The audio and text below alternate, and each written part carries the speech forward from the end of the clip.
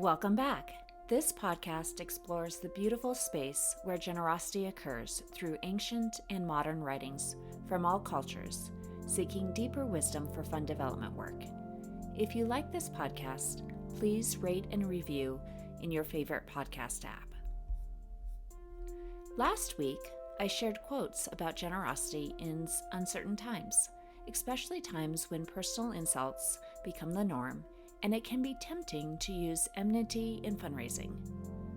While insults and enmity can lead to short-term fundraising boosts, these boosts are rarely sustained, whereas the damage to our community remain. This damage is partly due to the apathy it creates. So this week, I'm reflecting on a quote from George Eliot's Middlemarch, published in 1871, with additional quotes from the movie inspired by The Hobbit and the work Silmarillion, both by J.R.R. Tolkien. Quote, "But the effect of her being on those around her was incalculably diffusive, for the growing good of the world is partly dependent on unhistoric acts, and that things that are not so ill with you and me as they might have been is half owing to the number who live faithfully a hidden life and rest in unvisited tombs." Unquote. From the movie inspired by The Hobbit, quote, "Some believe it is only through great power that we can hold evil in check. But that is not what I have found.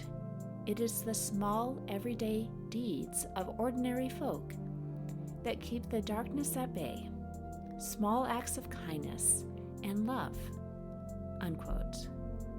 From the Silmarillion, quote, "Many are the strange chances of the world, and oft help comes from the hands of the weak when the wise falter."